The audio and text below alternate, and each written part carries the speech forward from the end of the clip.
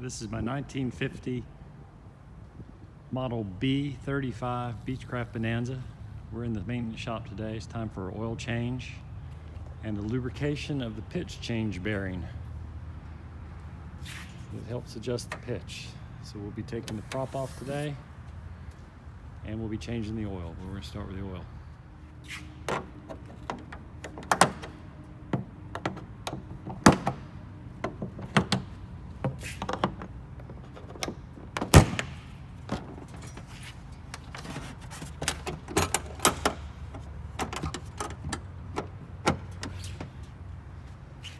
This is the E225 Continental, 225 horsepower. Inside here you'll see where the pitch change motor is. Right here, pitch change bearing stuff. We'll see that better in better light. One thing you'll note about this plane is it's a dry sump oil system. So the oil is held in this container instead of in the engine block. On this engine there's two places to drain the oil. The first place is right here, that drains from the bottom of the oil tank. And the second place comes from the engine itself. And it's going to be this bolt right here. So first we'll drain from the oil sump. Drain all the oil out of here first, then get the engine.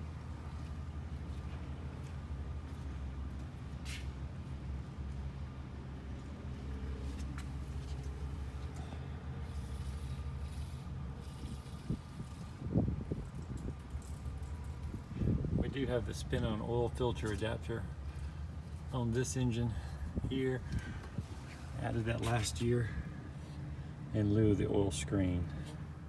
When I drain the oil here, I use a funnel attached to a piece of tubing, and I attach the funnel to the plane using the zip tie so it doesn't fall out and make a mess all over the place. You can see the oil drop in there, come down this tube and into my collection container. So we're going to get rolling on that by taking that off. We got the oil draining now. You can see it pouring out, going into the funnel and down into my catch bin. Go ahead and take this off.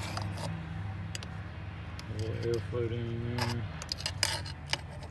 you can see that there.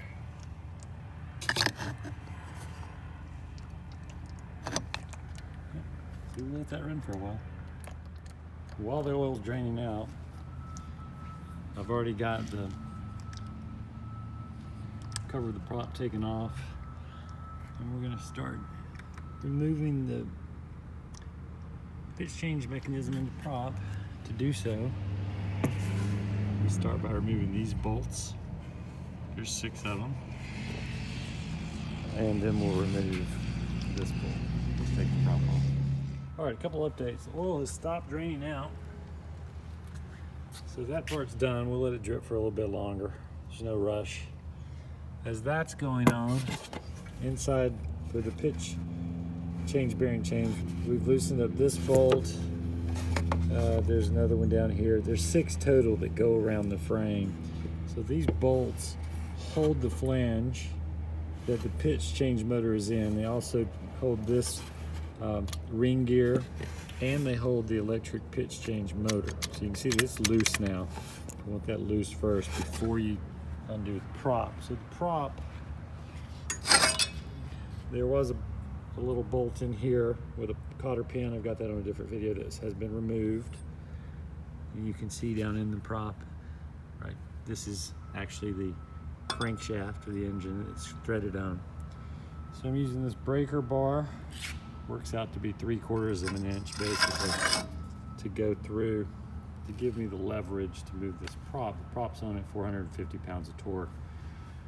So that's going to be quite the challenge next, to take that off. Got a pretty long board. We'll see how that goes. And I'll catch back up with you after that's done. These are the bolts that have come off so far. All right, because I'm doing this myself, I have to have a way to hold the prop. So this is a very non-technical way of holding this prop so it doesn't kill me. And I'm able to turn this bolt, which I've loosened initially, but it's still very difficult. As the bolt is loosened, the prop comes off of the spline. So just kind of wanted to show you that. I stole that from that pilot guy on YouTube. That was his idea. Works great. All right, the prop's loose. So I have this where it's loose. I'm not going to take it all the way off until I'm ready to hold the prop. I'm going to rotate the prop so that it's easier to handle as it comes off. A couple things where we want to take it off we want to look at. So I'm doing this. We're probably going to need to remove this limit switch first. I'll get a better view from the back. That's the limit switch mechanism where it stops your prop from rotating once it reaches the end of the travel on the ring gear. And then this is the motor. The literature says you can take it off, prop off if that's still on there, but it's pretty close tolerance. So I'm not sure if I'm going to try that or take it off. It's pretty close tolerance. We'll see. Another thing I wanted to show you before I take the prop off is I've already disconnected the leads to the prop change motor. The wiring was pretty sloppy. I just marked and cut them, and I'm going to clean up all this wiring when I take it off because it's pretty sloppy. And so we're going to straighten that up. So I just got one conductor marked with tape, and then the other positive conductor is marked with tape. It's hidden under here. I've got it temporarily held out of the way. But that's the last thing I'm going to do before I take the prop off. Other than I've got a bucket set up to hold the prop once I take it off. That's compliments of a Beech Talk member who did a lengthy write-up about how to make this happen. So thank you for that in advance. Okay, in my case, there's one position that was able to rotate the ring gear with the limit switch and the motor still attached that will allow it to clear the cowling, and the back of the motor here would like to catch on this metal part in a lot of faces. Probably only works in mine because the cowling's a little dented from 70 years. But the prop is ready to come off. This is loose. I've got my bucket ready. The next step is I'm going to take it off. All right, prop's off. Here's a good look at the spline right as the prop came off. There's some indexing points in here that's interesting. Just noticed that, but that's actually an indexing tip. I'm sure that lines up the prop in a certain way. All in all, looks pretty good. No major leaks or anything in here on the seal. No oil down there below. So, prop's off. Next step, piston change bearing. All right, so I've got the prop rotated around. Let's take a good look at this. Here's what we've got. These are the 6 bolts that I removed originally. This mounts to the engine flange here in the 6 locations. That's what mounts the pitch change mechanism to the block. So each of these has a series of washers, and we want to make sure they're going. If you look at this washer, it's beveled. And if you look at the rubber bushing, it's beveled. So it goes on a specific way. Each of these has a washer, a bushing, a metal sleeve on the inside, another bushing, a washer, and the bolt. The easy way to get them out is to line up the ring gear. If you have a friend in the cockpit, you can turn the ring gear and change it while you put your screw in and take them out. I didn't. It worked out. So that's where we are here. Now, this is the pitch change bearing itself. This is a seal, and kind of looking at that, it looks like the seal is overlapping it a little bit. On this edge, whereas the rest of it, it's not. So it's a little underlapped here and a little overlapped here, so it doesn't look like that seal was on right. To get the pitch change bearing out, we're going to remove this snap lock, metal snap lock, take off this little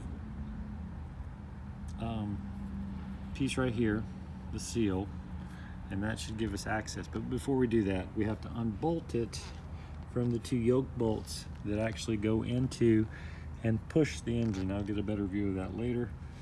We basically will rotate this whole mechanism to raise it up, and we'll take off the cotter bolts. Maybe we can see that now. There's one of the yokes.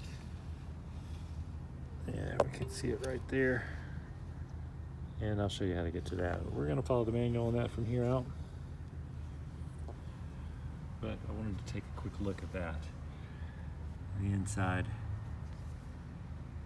of the pitch change. I'll catch back up with you on the next step. All right, back to the oil change for a second. I've loosened this crank drain for the oil, getting ready to take that out by hand, and let gravity put the rest of the oil in this huge bucket. All right, so got that out. You see it's got a crush washer that'll need to be replaced. And it's happily draining out into the bucket. So I want to talk about this, I guess, indexing knob that we have here for the prop. You see that there's no other ones on any of the splines. So if we take that, go back over, let's look inside the splines and you'll see where that one lines up. You can see there's splines everywhere except here. And you'll see there's no spline there. That's where that indexing piece slides up. So you do have to put it back in a specific spot that you might want to remember before you take the prop off.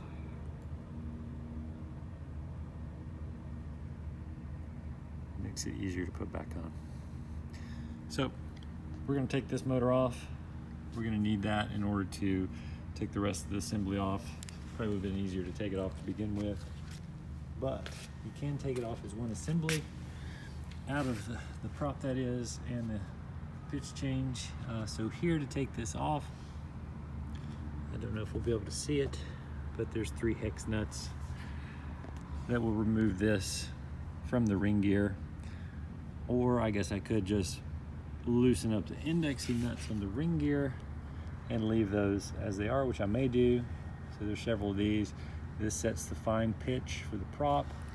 We'll go over that when it's over. Mine originally was completely wrong, and I have it set now, but I'm just deciding which way to do on that. Next step is to remove the ring retainer right here. Taking that out now. 3/8 of an inch socket. Notice it's got a locking nut, a washer, the ring component itself, a washer, and then the main nut going through. It's also oriented offset. Let's see where I can get you a good picture here. It's offset. So make sure when you put it back on, the offset is down here in this region and not over here closer to the prop. It needs to be closer to the hub. Okay, I've got the ring retainer removed and separated. At this point, you can pull up the hub. You can see how I've got it separated some here. I've removed all these 6 bolts that were there. Couldn't do that until it was removed. Okay, I've got it rotated up, as you can see, inside the grooved things, so that you can access the nuts. There's a locking nut here, well, it's not really like that. You got to remove this cotter pin and remove this nut. Now this is the bottom of the pitch change bearing. It's where it attaches to the rod that goes in and makes the adjustments. Now, it's critical, according to what I've read, that we mark where these three, 1, 2, 3 tabs index into the outer ring retainer. Well, it's the outer retainer with the grooves. So I'm going to mark all 3 of those. Hopefully I'm doing that right, and I don't have to be completely confused when I turn it back on. So I'm going to mark those first. Then I'm going to come under here. I'm going to remove the cotter pin from here and the other side, take this nut off, and at that point the whole assembly will come off. I did not need to remove the ring gear, but I did.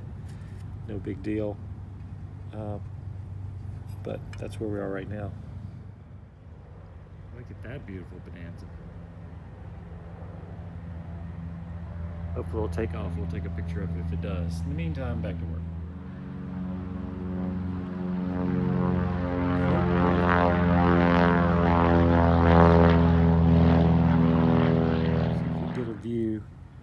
See if we can get a view of this cotter pin removal. We got it fairly straight. It's kind of in there at a top angle. Let's see if we can work it out. Its location, it's a strange one. Bent in a funny manner right here. Let's see if we can work that out.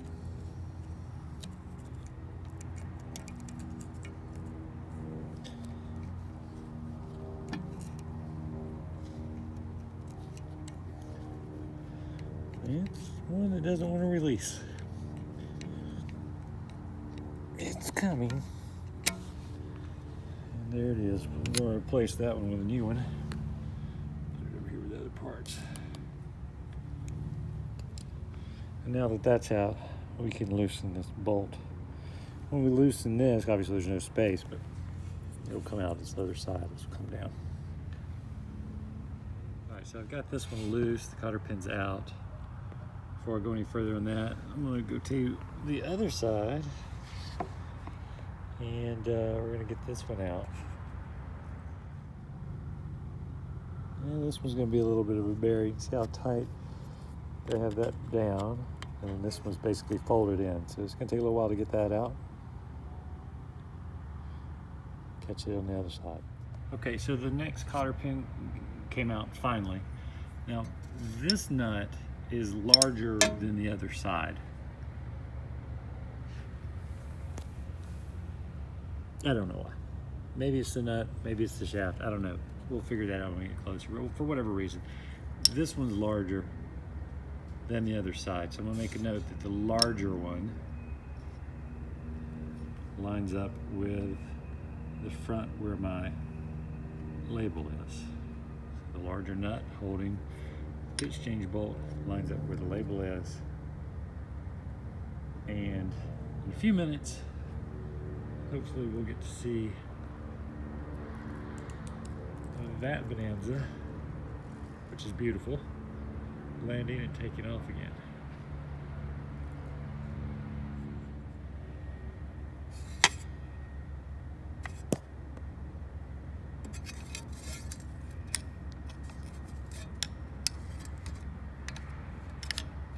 I'm just going to loosen this till it's close to the edge. That way I can hold the assembly so nothing falls and goes all over the place in a million parts.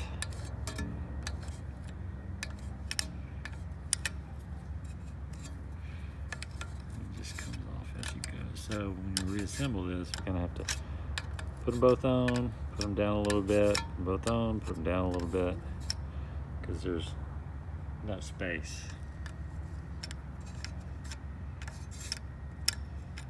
All right, I'm going to put the phone down. I'll get this off and I'll show you the back side of it. And there's the beautiful Bonanza that I showed you a second ago.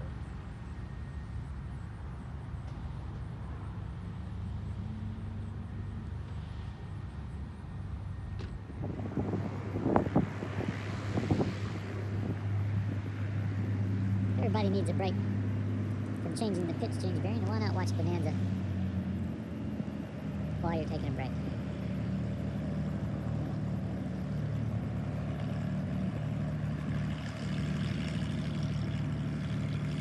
Another beautiful one.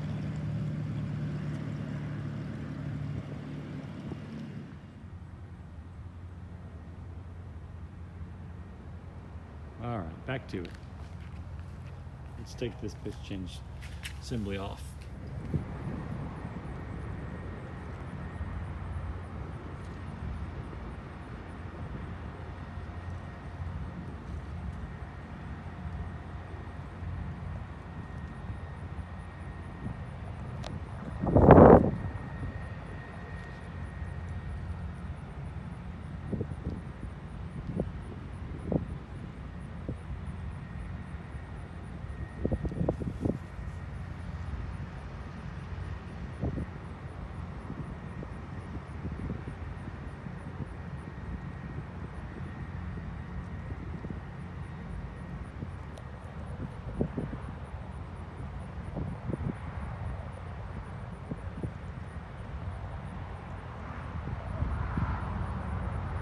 On the roll.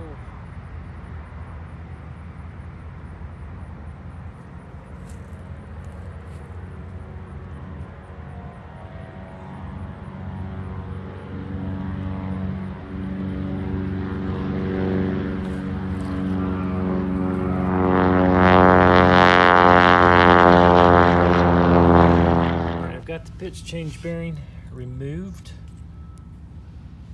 from the hub. There's the two bolts. Turns out that I was wrong about the bolt sizes. They're the same, the nuts that is.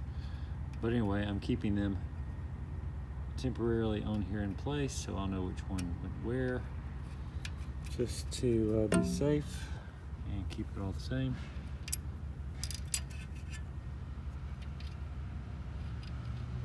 Here's another view, pitch change.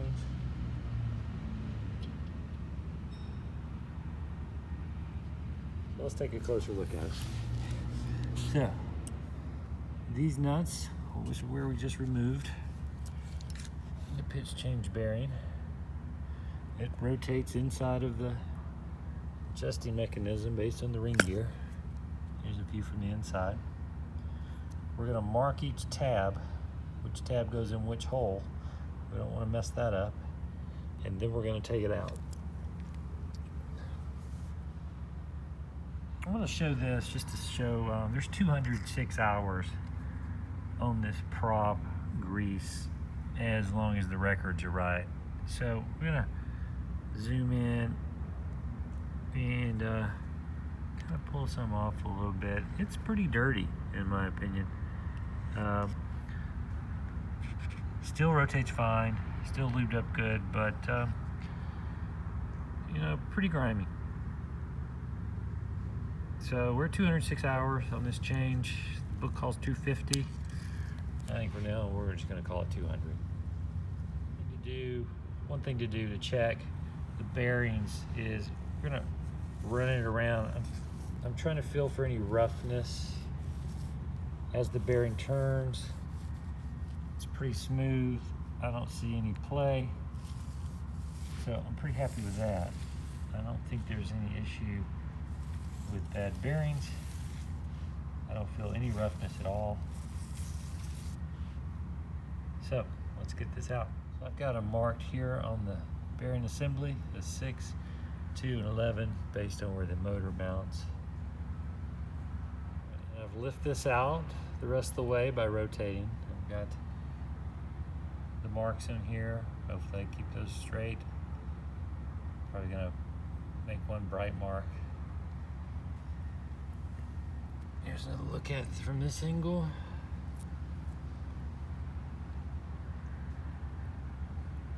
This might very well be the rarest piece of metal I'll ever hold.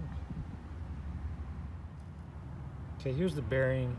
I've got it cleaned up roughly before I disassemble it and just clean the outside of it. I've done rotations on them.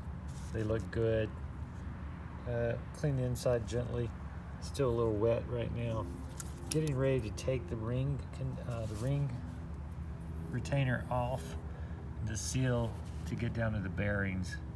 Then we'll clean, soak the bearings, and repack them.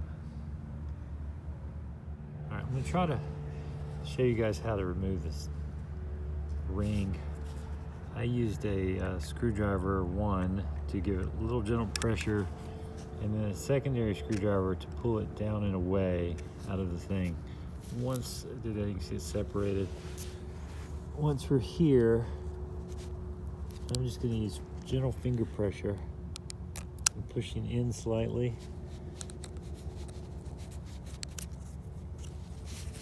As I rotate in, up with my finger. In, up with my finger, real gentle.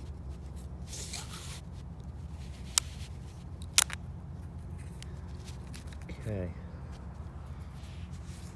So that's the first ring. It's out. Let's maneuver it around the flange. So what I'm gonna do, I'll just bring it up. Bring it out like that. So that's the ring retainer that holds the actual bearing in place. Set that over there. Next thing to remove is this rubber seal that's right here. It should be pretty easy. I'm just gonna lift that up and around here, real gentle, to move this around. Hopefully this will show up on the video. It's quite fragile, very brittle feeling. And then I'll work this around the bearing when I bring the bearing up. I'm just gonna look for right now, leave it there. And there's a first look inside at the rarest bearing on planet Earth.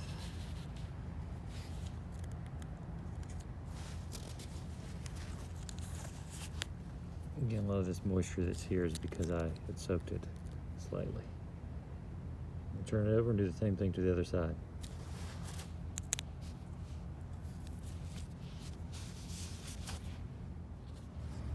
Okay, same thing on the next ring.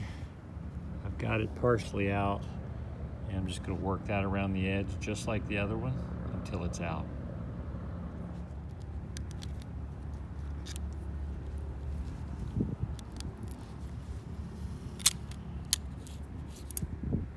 Ring number 2. This ring number 2 was on the bottom edge. I'm going to keep them in the same spot. Number 1, number 2, bottom edge. So, next thing to do here, we need to remove the same gasket. Comes out pretty easy. This is the top edge. The top edge, I'm gonna keep facing up. And again, another look at the bearing itself.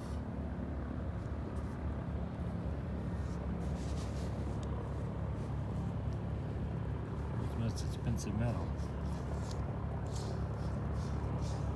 All right, we're gonna soak this and get it cleaned up. All right, I've got the world's rarest bearing, most expensive bearing, cleaned. Try to zoom in here. So I've cleaned it in solvent, scrubbed it, rinsed it, repeat. Inside looks good. The bearings are doing good inside. Turn it over and look at this. I'll try to hold it up to the sun so you can actually see through the bearings. I don't know if this is going to work. Maybe not. Well, with your eye you can see the actual bearings in there. Not going to work on this phone. But anyway, it's cleaned up. I'm going to gently dry it with some shop air for a while. Just another look of it. And then we're going to repack it with the Aeroshell 7. Catch back up during that phase. All right, the bearing is as clean as I can get it. It's thoroughly dried out, both by hand and dry compressed air, gentle dry compressed air. So next, we're going to repack the grease. I cannot, unfortunately, record this while I'm doing it, so it's just standard grease packing where you press them in all the way around, wait till it works through to the other side, do it from the other side back, rotate it around a lot while you're doing it, keep pressing in.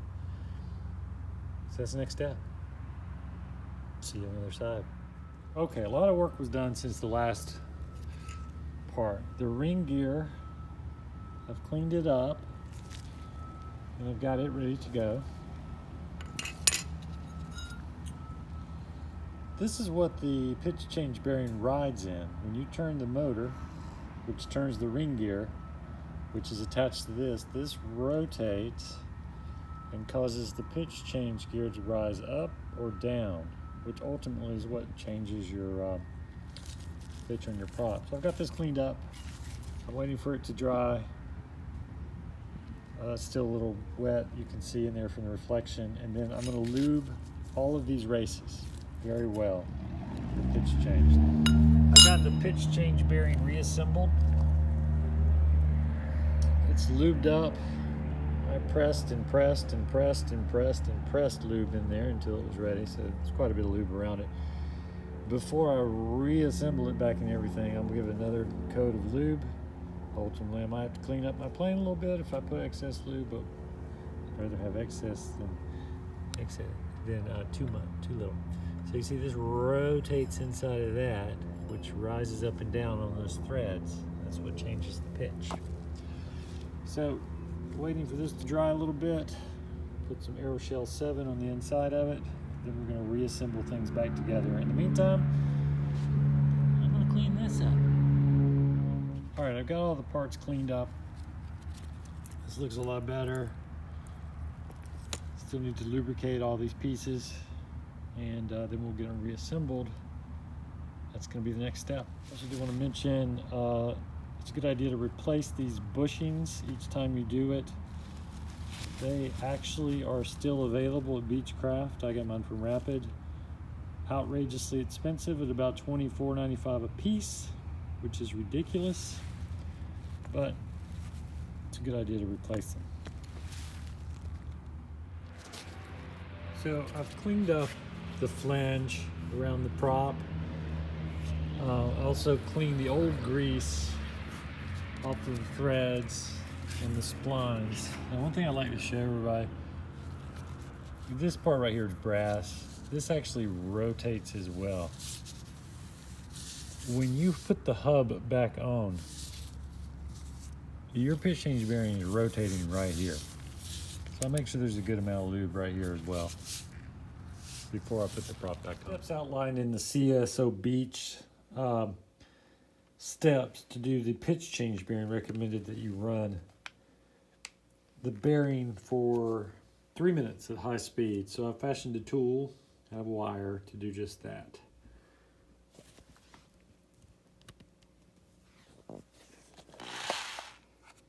Basically it runs off with the drill. The wire is flexible, so if something happens it can release. So 3 minutes of this, and we're going to record it all, then it goes to high speed.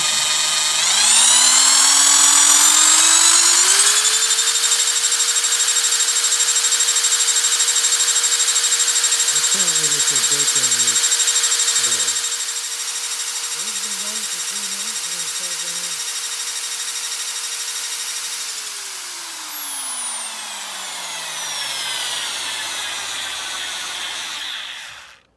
We should be ready to install at this point.